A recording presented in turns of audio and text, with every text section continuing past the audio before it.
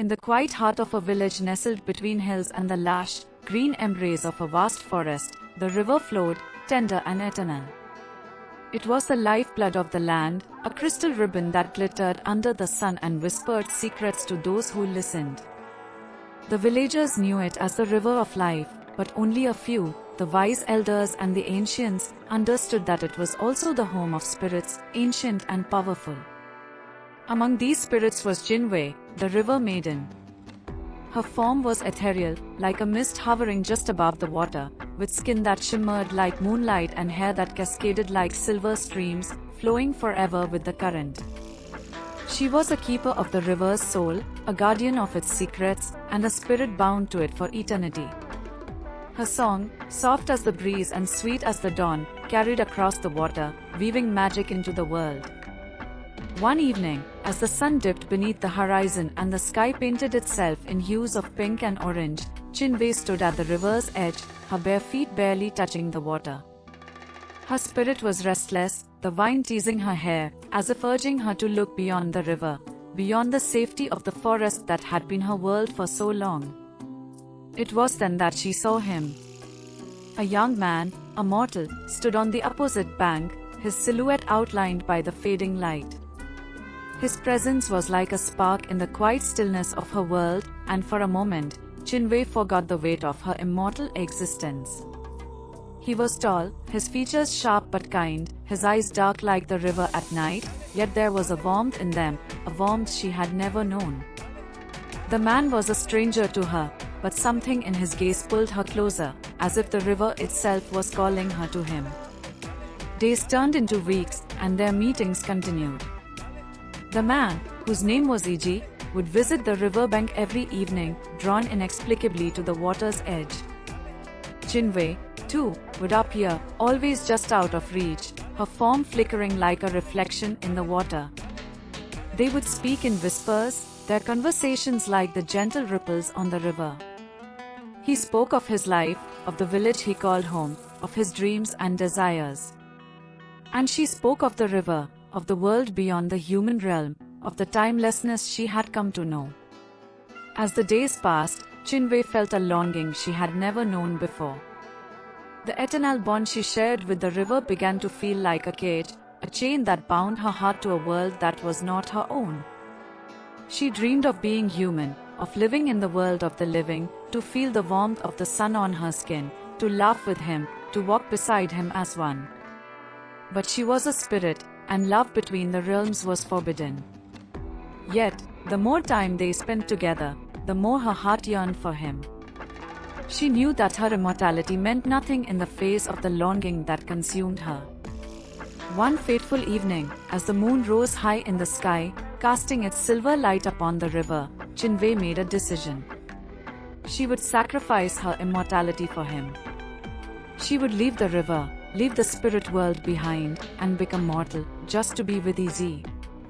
The water around her swirled as she chanted ancient words, a spell that would sever her connection to the river, to the eternal flow of life.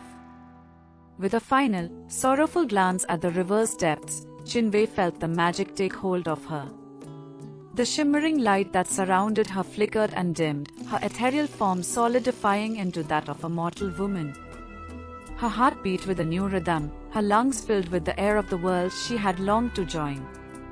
The next day, Jinwei appeared before Iji, her human form a vision of beauty that left him breathless. She was no longer the spirit maiden of the river, but a woman, flesh and blood, with eyes that held the depth of the river's secrets. Iji was stunned, but his heart leaped at the sight of her. He had never seen anyone like her before. And in that moment, he knew that he loved her. His mortal heart, so fragile yet full of life, beat for her, and nothing else seemed to matter. They were together now, and Jinwei, for the first time, felt truly alive. But the river, as it always did, watched. And its whispers, though faint, carried a warning. In the shadows of their love, danger loomed, a betrayal was already taking shape, and neither Jinwei nor Iji knew that their hearts were about to be tested in ways they could never have imagined. Jinwei awoke to the warmth of the morning sun, something she had never truly felt before. The soft rays kissed her skin, a gentle contrast to the cool embrace of the river she had once known. She lay on a simple mat in Izzati's home, the sound of the village stirring around her, children laughing, mothers calling, the rhythmic pounding of yams being prepared for the day's meal. It was a world alive with sound and movement, a world she had only observed from the river's edge. Now, she was a part of it. Izzy entered the hut, his dark eyes searching hers. He had watched her sleep, still unable to believe that the woman he had once known as a spirit was now his to hold, to cherish. "You are truly here," he whispered, kneeling beside her. His fingers brushed her cheek, warm and solid.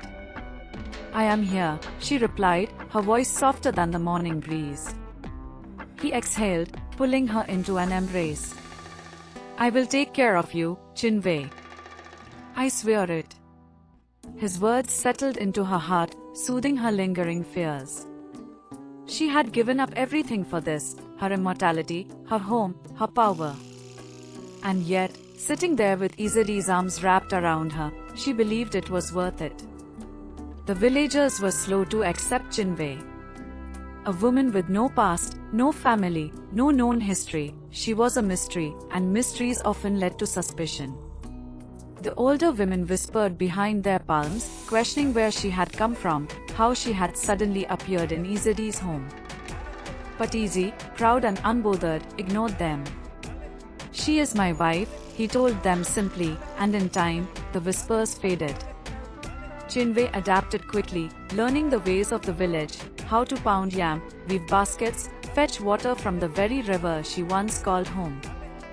The weight of a clay pot on her head, the roughness of the earth beneath her feet, the smell of smoke and roasting corn, it was all new, overwhelming, but beautiful in its own way.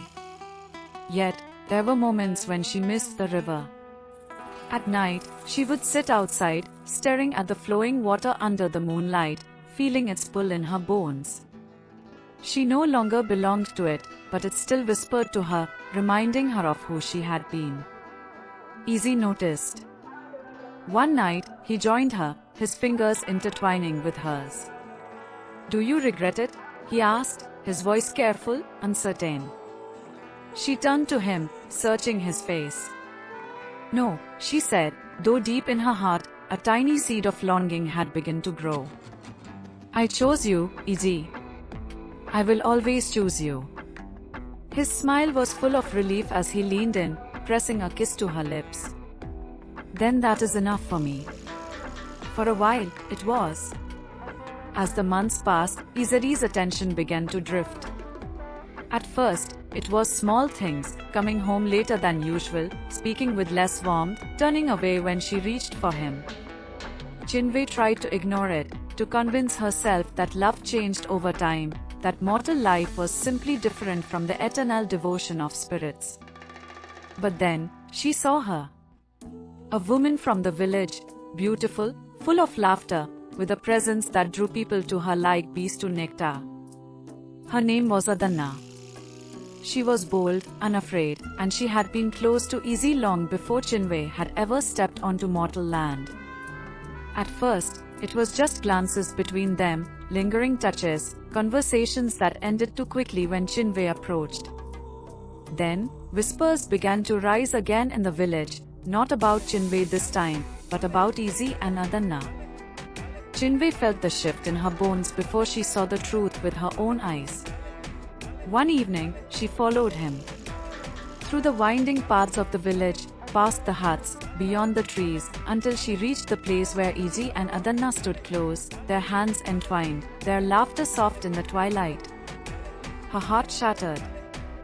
She had left everything for him. Given up eternity. Chosen love over power, over the river, over the spirits that had warned her. And yet, here he was, betraying her for another. The river, always watching, whispered to her once more. And this time, she. Chinwe stood frozen in the shadows, her breath shallow, her body trembling. The sight of Izzy and Adanna together felt like a dagger through her heart, each whispered word between them slicing deeper than the last. I should have married you, Easy murmured, his fingers brushing against Adanna's arm. Adanna laughed softly, tilting her head in mock reproach. But you chose the stranger instead. Easy sighed, his voice laced with regret. I thought she was different. Special. He shook his head. But she is quite reserved. She does not fit here the way you do. Chinwei clutched her chest, the weight of his words crushing her. She had given up everything for this man, for a love that now crumbled before her eyes. The river's whispers grew louder. Come home, child. The mortal world is cruel. Chinwei turned and fled, her bare feet pounding against the earth as she ran toward the only place that had ever truly been hers. The river shimmered beneath the moonlight, its surface rippling as if sensing her pain. She fell to her knees at the water's edge, her reflection staring back at her, no longer the luminous spirit she once was, but a woman, fragile and breakable. Tears slipped down her cheeks, vanishing into the water below. I was a fool, she whispered. I gave up eternity for a love that was never real. The river's voice, deep and soothing, surrounded her. You are still ours. The bond is not broken, only dormant. Return to us, and we will restore you. Chinwei closed her eyes, her heart aching. She had tried to live as a mortal, to love as humans did. But Easy had shown her the truth. Mortals were fickle, their love as fleeting as the wind. The river embraced her like a long-lost child, its coolness seeping into her skin, into her bones. A surge of energy pulsed through her, an ancient power stirring once more. The mortal weakness in her limbs faded, replaced by the strength of the river's magic. Her eyes glowed silver. Her body shimmered. The river had reclaimed her. And as she rose from the water, no longer bound by human frailty, she knew one thing for certain: Easy would regret ever betraying a river maiden. Easy awoke to the sound of rain. It was not the gentle drizzle that usually blessed the village, but a torrential downpour, heavy and unrelenting. Thunder rumbled in the distance, shaking the very ground beneath him. He sat up, wiping the sweat from his brow. Something felt wrong. He turned, expecting to see Chinwei sleeping beside him, but the space was empty. Cold. A shiver crawled up his spine. Stepping outside, he saw the village engulfed in chaos. The river, once calm and steady, had risen beyond its banks, swallowing the land with its fury. Water surged through the streets, sweeping away baskets, clay pots, and even the wooden stalls of the marketplace. Villagers shouted, running in all directions, trying to salvage what they could. And then he saw her. Chinwei stood at the edge of the river, her figure glowing under the stormy sky. But she was no longer the quiet, obedient wife he had grown bored of.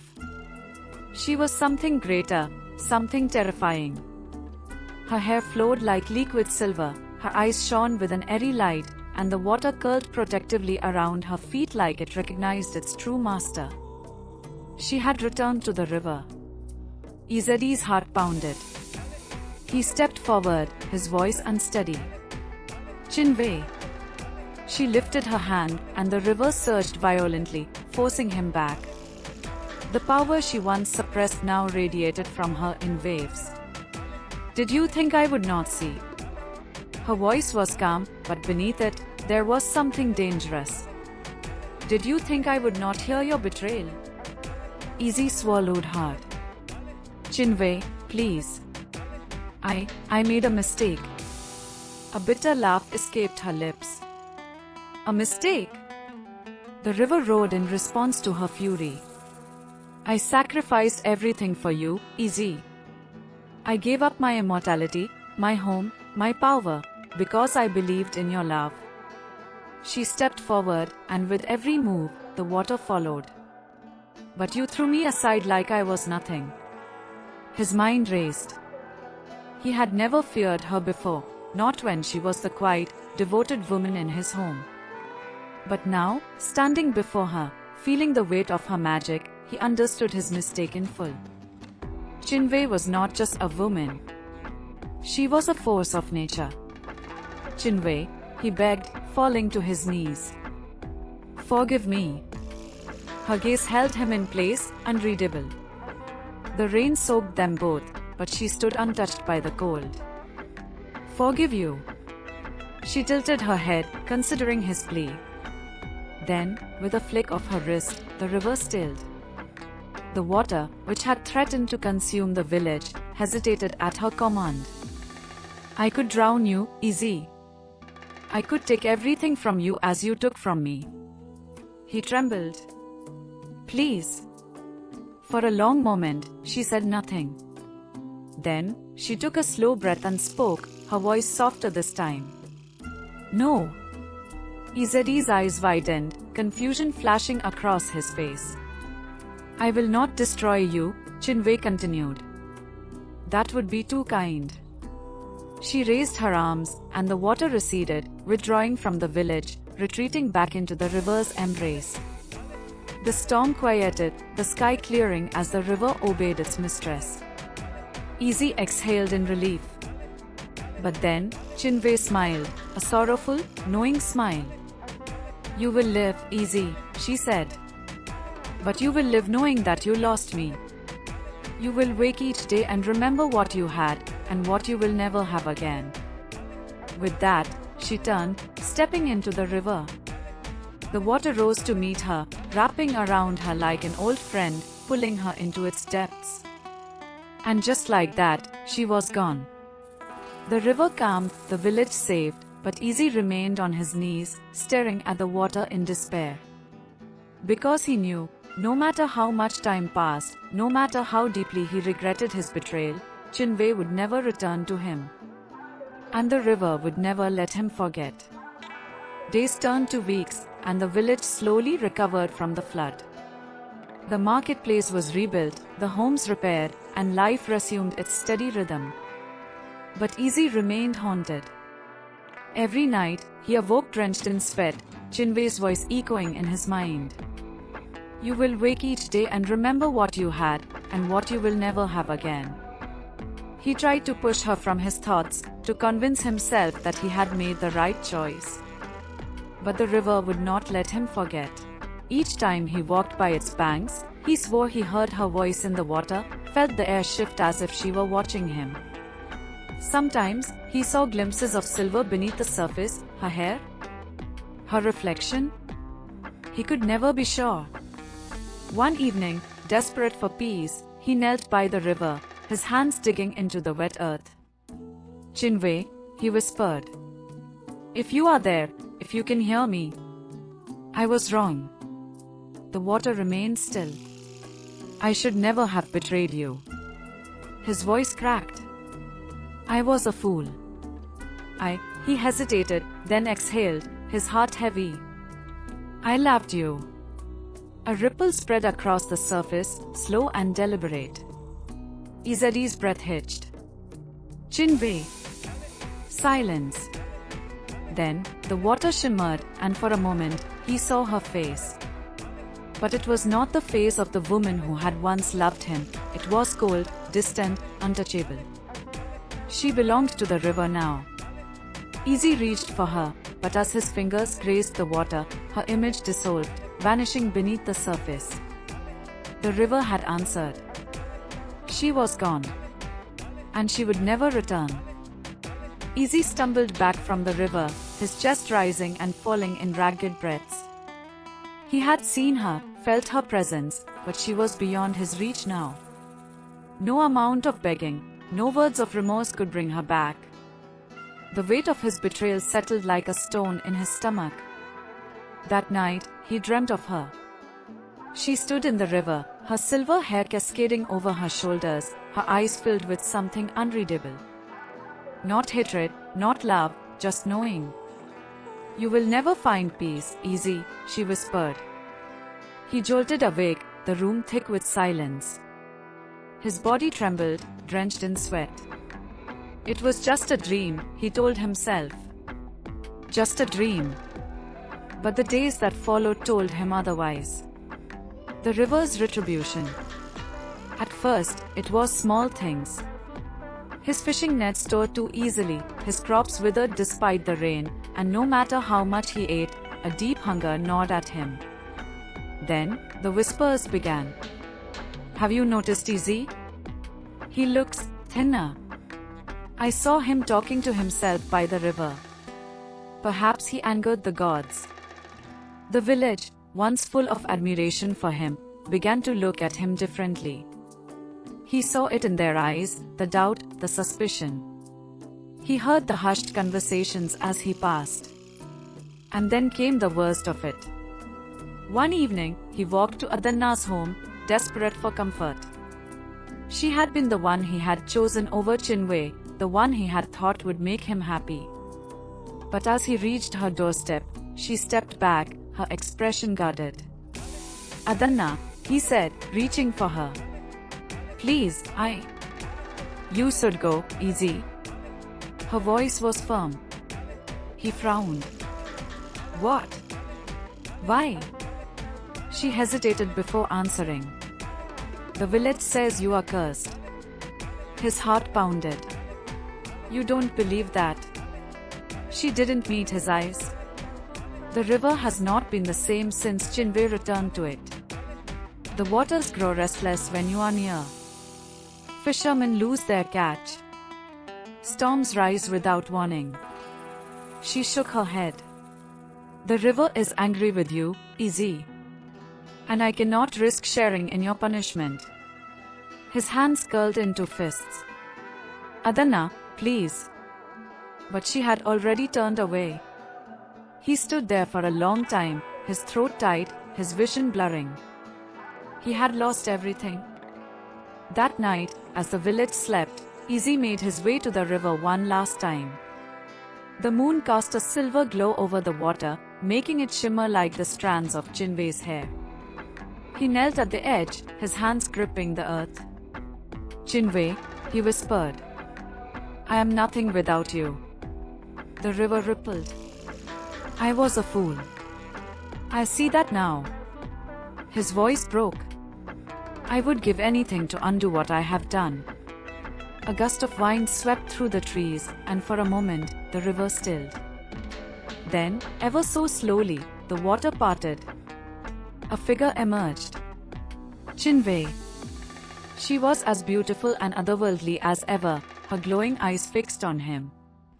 But there was no warmth in them. No love. Izzy's breath caught. Chinwe. You seek redemption, she interrupted, her voice like the whisper of the tide. He nodded frantically. Yes. Please. She tilted her head, considering him. Would you give anything? Yes, he swore. Anything? The river churned behind her, dark and endless. Then come, she said simply, extending her hand. Izzy hesitated, fear flickering in his eyes. You said anything, she reminded him. His heart pounded. But in the end, there was no choice. He had nothing left in the mortal world. He reached for her hand. The moment their fingers touched, a powerful force pulled him forward. Water surged around him, wrapping around his legs, his waist, his chest. He gasped, but the river filled his lungs, silencing his cry. The last thing he saw was Chinwe's face, calm, serene, as she watched him sink into the depths. And then, there was nothing. The village never found Izzy's body. Some said he had run away, unable to bear his shame. Others, the ones who still believed in the power of the spirits, whispered a different tale. They said the river had taken him. And on certain nights, when the wind was just right, you could hear it, a soft, haunting melody drifting over the water. A song of love. A song of betrayal. A song of the river maiden who had been wronged, and the man who had paid the price. The village moved on, as villages do. Seasons changed, harvests came and went, and the people whispered less about Izzy's fate with each passing year. But the river never forgot. One evening, a young boy named Obina ventured too close to the water's edge. He had heard the old stories but did not believe in ghosts or curses. He only knew that the river was beautiful, its surface glistening under the moonlight. As he bent down to skip a stone, he heard it, the song. It was soft at first, like the hum of a lullaby carried by the wind. But as he listened, it grew clearer, sorrowful yet enchanting. The river rippled, and for a brief moment, a shadow moved beneath the surface.